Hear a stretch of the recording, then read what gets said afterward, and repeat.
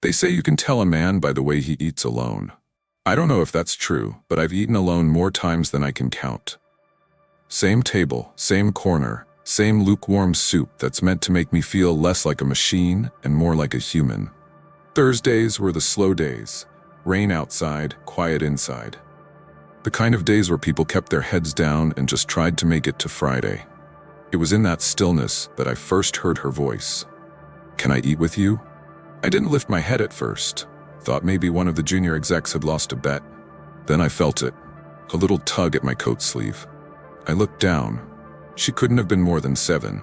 Brown skin, hair in uneven braids, probably done in a rush. Big eyes, like she was expecting to be told off. In one hand, she held a sad-looking lunch bag. The other clutched a soft pink jacket with a missing button. My spoon hovered midair. "Excuse me?" She looked like she might bolt, her voice barely more than a whisper now. I asked, "Can I eat with you?" I glanced around. The whole dining hall felt frozen. A few heads turned. I saw confusion on some faces, amusement on others. One of the senior engineers at a nearby table even smirked. I knew that look. It was the same one people gave me when I bought my first startup at 26. The "who does he think he is?" kind of look. The girl shifted from foot to foot. I can sit anywhere. But my mom said not to bother anyone important.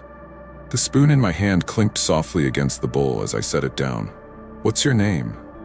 I asked. "Asha. That's a beautiful name. And yes, you can eat with me." She slid into the leather chair across from me like it was made of glass. So carefully, like she didn't want to break anything. Not the seat, not the silence, not the unspoken rules in the room that had already been broken by her presence. I pushed my tray slightly toward her. "Would you like some bread?" She shook her head quickly. I brought my lunch. She opened the paper bag and pulled out a peanut butter sandwich, half smushed, wrapped in wax paper. No drink, no fruit, just the sandwich. I watched her unwrap it with such care, like it was the finest meal ever made. "Do you work here?" she asked suddenly, eyes wide.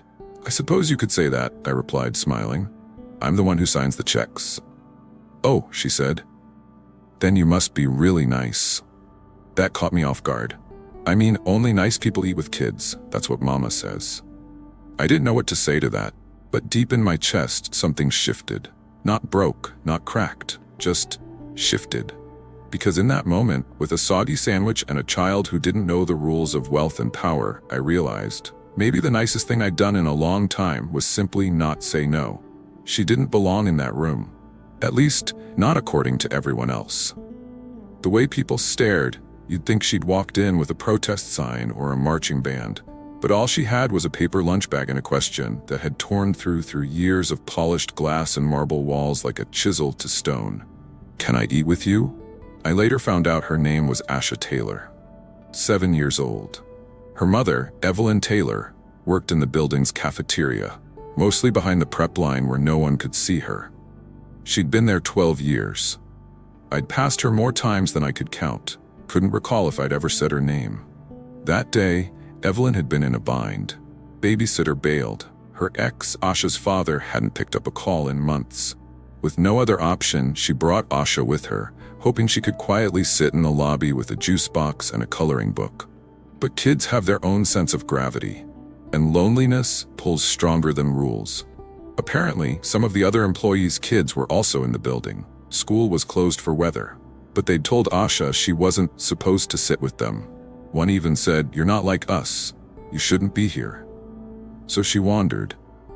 And somehow, through layers of security and architecture designed to keep people like her out, she found me. Funny thing about being at the top, the higher you rise, the fewer people you really see, and the fewer who see you as a person. I hadn't thought about that in years, but as she sat across from me, swinging her feet, nibbling at her sandwich like she had all the time in the world, I felt seen. "Where's your mom now?" I asked her that afternoon. She said she'd be real busy today. Told me to stay quiet and not touch anything. She grinned. But I didn't touch, I just asked. I nodded, studying the room around us. Every white tablecloth, every fork polished to a shine, everything designed to look expensive and untouchable. And here was this little girl, holding her lunch with 2 hands like it might float away if she didn't. "Why'd you come to me?" I asked. She blinked. "You looked the nicest." That one sentence hit me harder than any quarterly loss or shareholder lawsuit ever had, because I knew what she meant. Not nicest as in smiling or kind, just safe. Like I might say yes, like I might not laugh at her or call security, or tell her to know her place. She didn't know who I was, didn't care. She saw a human being with a quiet plate and an empty seat, and that was enough. I looked at my untouched shrimp bisque, at the gold-rimmed bowl, at the fork that cost more than her whole lunch. For the first time, maybe ever, the food tasted cold. Not temperature-wise, cold in spirit. Because how warm could a place be if a child had to scan every face just to find one that looked like it might not say no? She sat like she didn't trust the chair. Back straight, hands in her lap between bites, feet dangling just above the marble floor. Every movement calculated, as if someone somewhere was watching and waiting to yank her back to wherever they thought she belonged. I pushed my tray a little closer to her, just to be polite. "Would you like to try some soup?" I asked.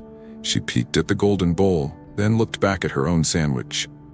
"No thank you. Mama says we shouldn't ask for things we can't buy again." That sentence shouldn't come from a child. It shouldn't belong in the same breath as crayons and recess and dreams. But there it was, plain as day, tucked between crusts of peanut butter and quiet survival. I tried to say something, anything, but the words choked in my throat. I could feel the silence swelling around us, heavy and awkward. A few tables away, I caught sight of Daniel from legal, pretending not to stare. Next to him, Mira from strategy was whispering something behind her hand. I could guess the words. What's he doing? Who is that girl? I didn't care. Asha bit into her sandwich and swung her legs. "This is a nice place," she said between chews. "It's really shiny. Is this a castle?" I chuckled. "Something like that." She smiled. "Then you must be the king." I almost corrected her, told her I was just a man with too many meetings and too few real friends, but I let her hold on to the fantasy. "Do you always eat alone?" she asked suddenly. The question caught me off guard. "Yes," I said, and then added, "I like the quiet." She tilted her head, squinting at me like she didn't believe that. "But don't you get lonely?" I paused. I wanted to say no, that I was too busy, that I had meetings and dinners and events. But none of those were the same thing as being with someone. Not really. Sometimes, I admitted. She nodded like she understood too well. "Mama says lonely people are just waiting for someone brave to sit with them." I couldn't look at her, not right away, because she wasn't wrong. All these years I'd eaten in that quiet corner out of habit, maybe even pride. But now, that same silence felt embarrassing, like armor that had finally cracked. Then came her next question. "Why do people look at me funny?" She didn't ask it like she was looking for an answer. She asked it like she already knew the answer and was just hoping I might say something different. My throat tightened. I began carefully. "Some people don't know how to act around someone who makes them feel things they're not ready to feel." She nodded. "Serious?" "It's 'cause of my skin, right?" The room felt colder. I didn't answer, not because I didn't know, but because I did. And because it took a 7-year-old girl to make me finally open my eyes. She didn't ask about it like a child. She asked it like someone who'd been carrying the question far too long without anyone willing to give her a real answer. "Why don't people like my skin?" That was the moment. Not the sandwich. Not the smirks from the room. Not even her calling me king.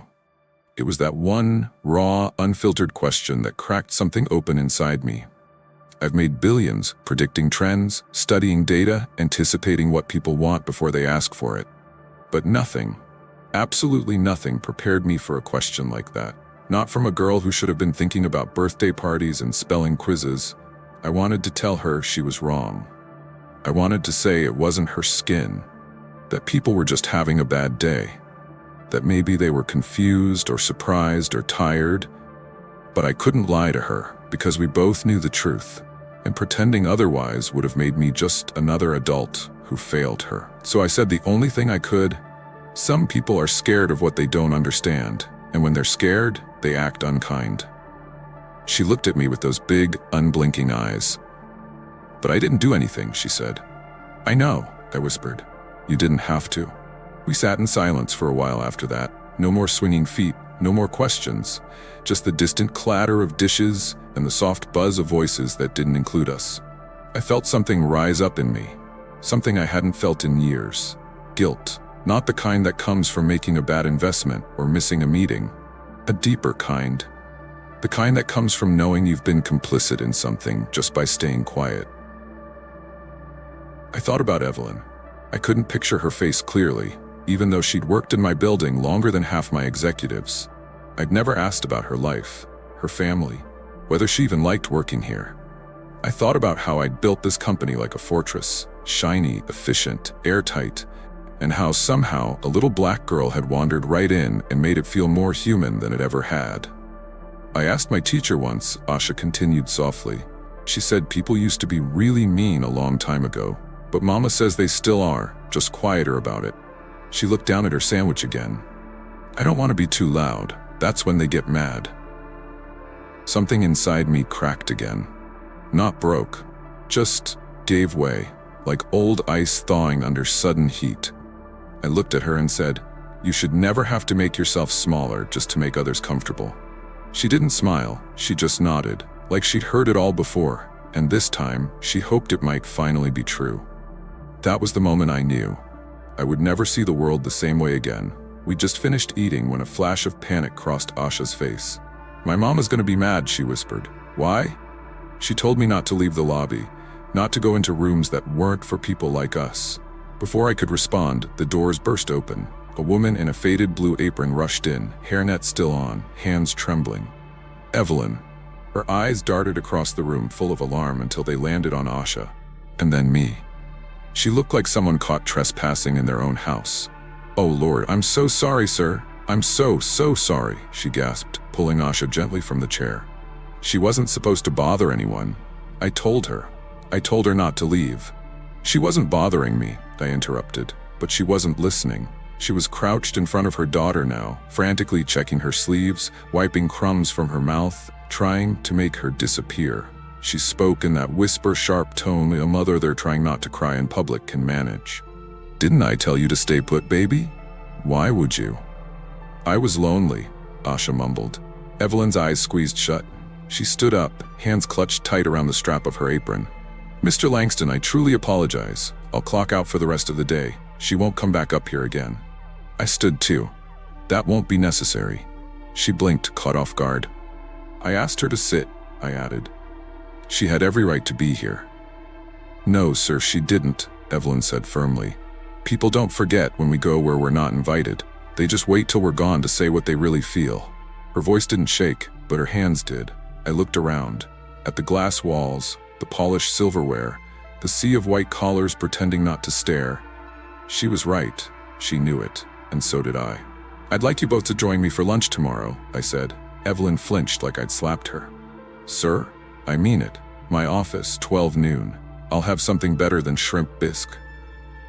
Evelyn stared at me like I was speaking a foreign language. "Just lunch?" she asked cautiously. "Just lunch." She glanced down at Asha, who was watching us both with the kind of hope that only kids still believe in. Evelyn hesitated, then nodded. "Okay. Thank you, sir." I watched them walk away. Asha held her mother's hand, but she looked back at me once. She smiled, the kind of smile that stays with you long after the moment ends. The elevator doors closed behind them. And for the first time in years, the room felt empty in a way I couldn't ignore. I sat back down at my table, but my food was cold, and the gold fork in my hand felt heavier than it ever had before. I couldn't sleep that night. It wasn't insomnia, the usual kind that comes from late-night emails or market anxiety. No, this was something different. A restlessness that settled in my chest and refused to let me forget the way Evelyn's voice trembled when she said, "People don't forget when we go where we're not invited." I sat up in bed, staring at the city lights through my penthouse window. 57 floors above the world, and yet somehow, I'd never felt so close to it. It wasn't until I reached for my jacket the next morning that I found it. A crumpled linen napkin from the cafeteria, folded, tucked deep into my pocket like a message I'd forgotten to read. Unfolding it, I expected a smear of soup or a wine stain. What I found instead made my heart clench. A child's drawing, scribbled in red and purple crayon. Stick figures, me and Asha, sitting across from each other at a square table. Above us, in uneven, blocky letters, she'd written, "Thank you for being kind." My fingers trembled. I hadn't realized how long it had been since someone thanked me for anything that wasn't tied to a paycheck, a stock rise, or a quarterly donation. Kind. That word landed like a stone in a still pond. Not powerful, not brilliant, not successful, just kind. I sat down in the middle of my office, napkin still in hand, and stared at the drawing for a long time. She didn't know I was a billionaire. Didn't know I sat on boards or owned 7 homes or negotiated hostile acquisitions over steak dinners. To her, I was just a man with an empty chair and a face that looked like it wouldn't say no. And that meant more to her than anything else. It should have meant more to me too. That's when I made the decision. No more pretending. No more waiting for the next fiscal year or committee approval. I wasn't going to let another kid sit alone, wondering if their skin color made them unwelcome in a room I built. Asha didn't just ask to eat with me. She asked me to see her. And now, I couldn't unsee. I reached for my phone and texted my assistant. "Block off my lunch hour and cancel catering. I'm making sandwiches." She replied with a string of question marks. But I was already out the door, napkin folded neatly in my coat pocket like a letter from someone who reminded me what humanity costs and how little of it I'd spent. That day, I wasn't going to lead with spreadsheets. I was going to lead with peanut butter, string cheese, and kindness. The smell of peanut butter filled my office. Not exactly the aroma you'd expect on the 42nd floor of a billion-dollar company. But I didn't care. Not that day. I'd sent my chef home, told my assistant to hold all calls, pulled my sleeves up, laid out slices of bread on the conference table like it was a camp kitchen. I hadn't made a sandwich since my wife passed. God, almost 9 years ago. I'd forgotten how grounding it felt to do something with your hands. Something simple. Something human. At precisely noon, there was a knock at the door. Evelyn peeked in first, unsure. Her uniform was replaced with a soft blue sweater, clean jeans, and the kind of posture that said she still wasn't convinced this wasn't some elaborate trap. Asha darted past her before she could stop her. "You really made lunch?" "I did," I said, holding up a lopsided sandwich like it was a Michelin-starred dish. "But I can't promise it's good." She giggled and slid into the leather chair at the end of the table, legs swinging again. Evelyn stepped inside, hesitantly. "I hope this isn't a problem, Mr. Langston." I told her not to expect. "It's David," I interrupted gently. "And I hope you're hungry." She looked around, at the peanut butter jars, the carrot sticks, the paper napkins folded like little triangles, and something in her face softened. "I haven't had someone make me lunch since my mother was alive," she murmured. We ate. I let Asha lead the conversation. She told me about her favorite cartoon, how she could braid string cheese into little ropes, how one day she was going to be an astronaut and a teacher and maybe a chef, but only on weekends. I listened like every word was a seminar I never knew I needed. At one point, she tugged at my sleeve and whispered, "You forgot the jelly. But that's okay. I like it dry." I laughed so hard I nearly choked. For those 30 minutes, my office stopped being a war room of mergers and boardroom battles. It became a sanctuary, a place where no one had to apologize for who they were or where they came from. Evelyn watched her daughter with quiet awe. I caught her smiling once, just briefly, before she straightened up again, like joy was something she wasn't sure she was allowed to show at work. Before they left, Asha stood on tiptoes and whispered, "Next time, I'll bring lunch. Mama makes the best spaghetti." "I'll hold you to that," I said, and I meant it. As they walked out, I noticed something I hadn't seen in years, my staff standing still in the hallway, not working, not rushing, just watching. Not because I was the CEO, but because for once I was acting like a man they didn't expect me to be. I closed my office door, leaned against it, and exhaled. I hadn't saved the world. But maybe I'd just started changing mine. The next morning, I didn't go straight to the boardroom. I went to HR. Not for a complaint, not to deliver one of my infamous performance culture lectures. I just needed numbers, real ones, not the ones we slap on glossy brochures with slogans like "We value everyone" in bold font. I asked for diversity reports, wage data, hiring practices, everything. I wanted to see it all, unfiltered. The results made my stomach turn. Out of 312 senior-level executives, not a single one was black. Not one. Latino? 2. Both diversity hires brought on after a PR blunder 5 years ago. Women, barely 18%, and almost none had children. Wages, Evelyn, after 12 years of service, was still making less than some of the new food service interns, because she'd started as part-time and never qualified for a review cycle. 12 years. No raises, no promotion offers, no recognition, just quiet labor in the background, like the hum of the building's air conditioning. Always running, never thanked. I stared at those spreadsheets like they were eulogies, because that's what they were. Eulogies for every opportunity we buried under excuses like not the right fit and we're looking for polish. Asha's voice echoed in my head. Why don't people like my skin? How do you answer that when the system you built is part of the reason she had to ask? That night, I couldn't eat. I sat alone again. Same seat, same spoon, but it all felt different now. I couldn't shake the shame, not guilt. I'd felt guilt before. Guilt was when you knew better and ignored it. This was something deeper. This was realization, awakening, a sense that maybe the empire I'd spent a lifetime building had been missing a soul. So I called my chief of staff. I want a meeting with the full board, I said. Everything okay? She asked. No, I replied, but maybe it can be. And then I added, bring the projector. She chuckled nervously. You're doing a presentation? Yes, I said, but it won't be about revenue. It would be about reality. About a little girl who asked for a seat and showed me I'd been sitting at the head of a table where most people were never even invited. I didn't have a title for the deck yet, but I knew the first slide. A photo of Asha's drawing, that little napkin sketch, 2 stick figures, a square table, a heart drawn between them. No budget figures, no market strategy, just proof that one act of kindness can expose years of silence. And if my board had a problem with that, well, they could take their golden forks and find another table. You can hear a lot in a boardroom when no one's speaking. The shuffle of papers, the tap of a nervous foot, the faint buzz of fluorescent lights overhead. But on that morning, what I heard most was discomfort. And that was exactly what I needed them to feel. I stood at the head of the long walnut table where I'd delivered 1,000 performance updates, expansion forecasts, investor wins. But this time, there were no numbers on the first slide, just a crayon drawing, Asha's drawing, 2 stick figures, a square table, a single heart between us, and at the top, written in shaky purple letters, thank you for being kind. Half the room blinked like I'd made a mistake. I want you all to look at this, I began. Really look at it. Someone cleared their throat. Another sipped coffee a little too quickly. This is what your spreadsheets don't show, I continued. This is who we've been ignoring.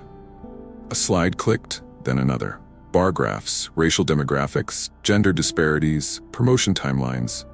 I watched their faces pale with each chart. 12 years. Evelyn Taylor. Not one formal promotion opportunity.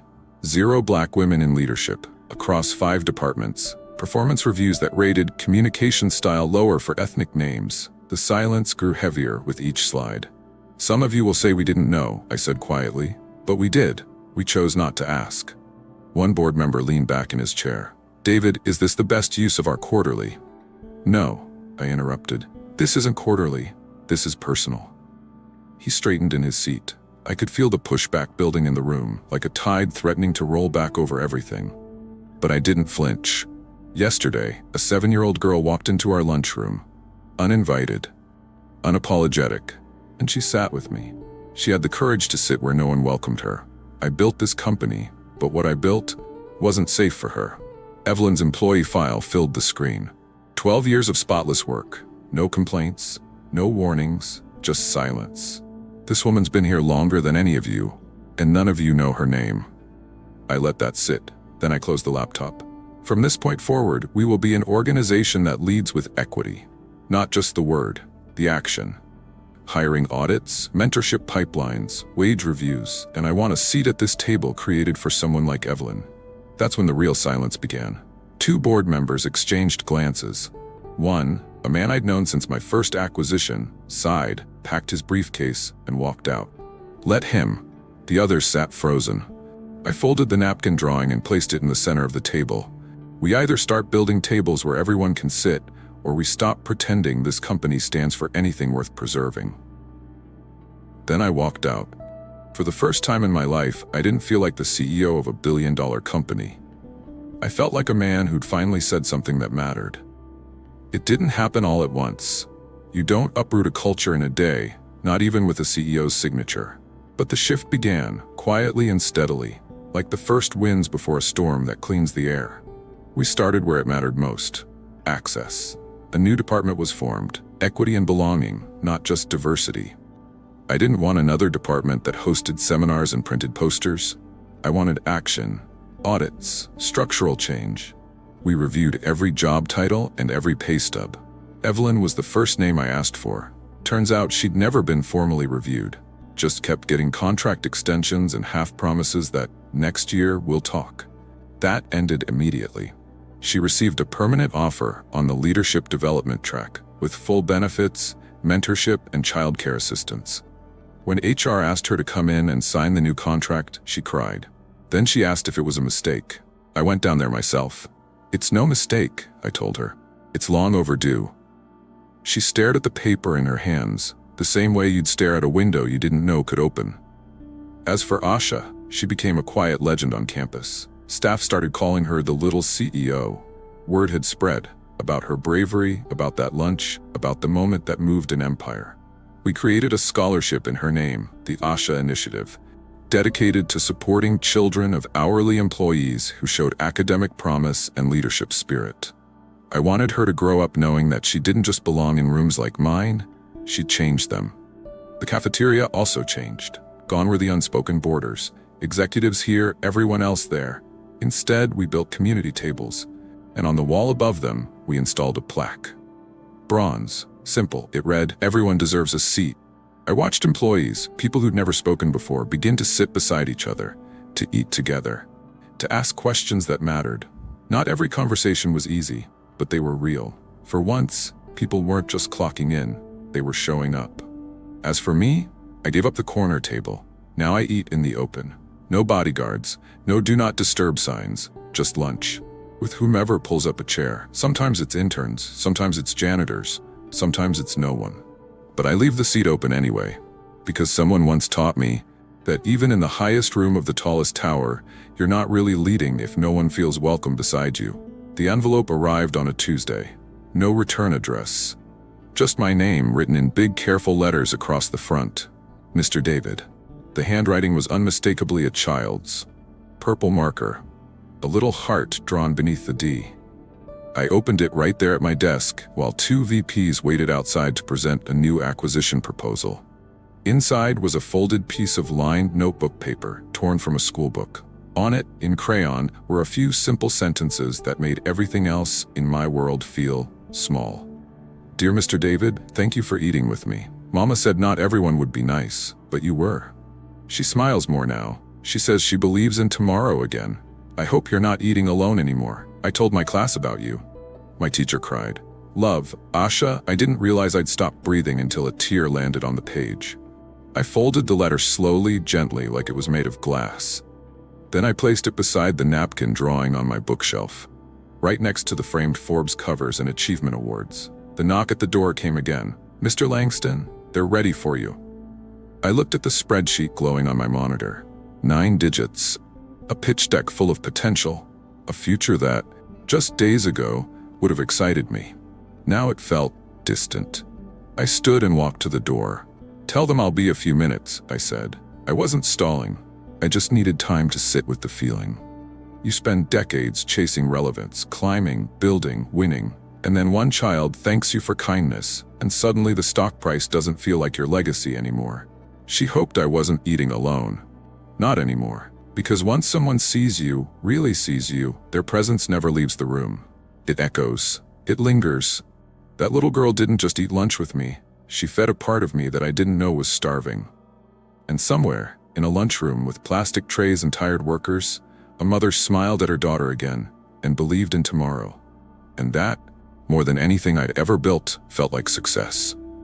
I used to think I had nothing left to learn. After all, I'd made it, built an empire from scratch. Sat on panels, mentored future CEOs, shook hands with presidents. I'd been called visionary, genius, once even the man who never misses. But it turns out the person who taught me the most wasn't in a boardroom. She was 7 years old, and she asked if she could eat with me. What Asha taught me can't be found in case studies or business school. She taught me how to listen without defending, how to sit with discomfort and not immediately try to fix it, how to see people, not just their titles, not just their roles, but the weight they carry in silence. And more than anything, she taught me that proximity doesn't equal understanding. I'd walked past people like Evelyn my entire career, smiled at them, nodded politely, thought I was being kind. But kindness without intention is just passivity in disguise.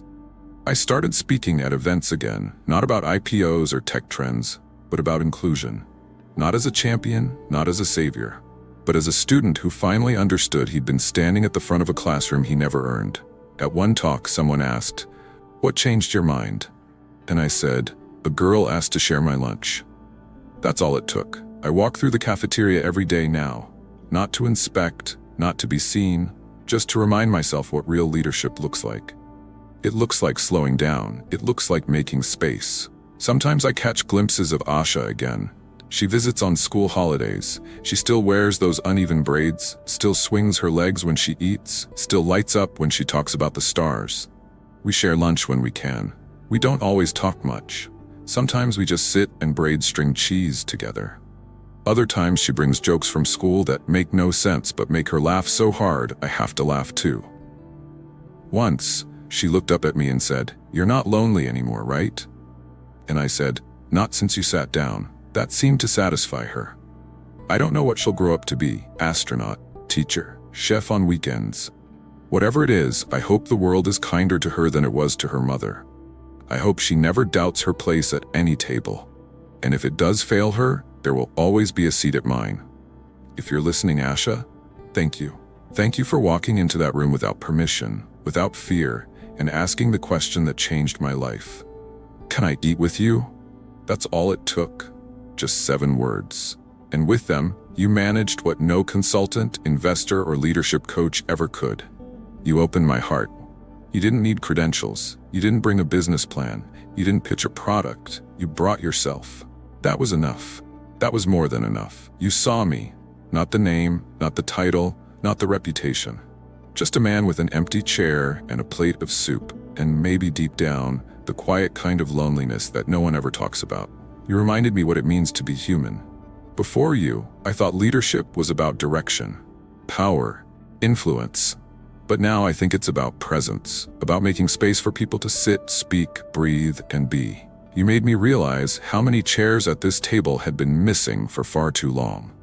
I hope you grow up in a world that doesn't ask you to shrink, that never makes you feel less than because of your skin, your voice, or the neighborhood you come from. But if it does, if the world ever tells you to be quiet, to sit in the back, to wait your turn, you remember this. You changed into a billionaire. With kindness. You made a room full of men in suits pause, not with power, but with presence. You built something that will outlive both of us. There's a scholarship in your name now, a new equity initiative in your honor, a cafeteria where strangers sit beside each other, where no one gets told they don't belong. All because one little girl saw someone sitting alone and was brave enough to ask, "Can I eat with you?" And now to you. Yes, you watching this story. Maybe you've been the one sitting alone, or maybe you've looked away when someone else needed a seat. But what if tomorrow, you looked for someone different, someone overlooked, someone who's never been asked to sit beside you? And what if you invited them in? You never know whose world you might change, or who might change yours. So here's what I ask. If this story touched you, subscribe, share it with someone who needs to feel seen. And in the comments below, tell us, who was the one person who gave you a seat when you felt invisible? Or better yet, who will you invite to your table today? Let's fill the world with more open chairs, because kindness isn't just a gesture. It's a revolution, one brave question at a time.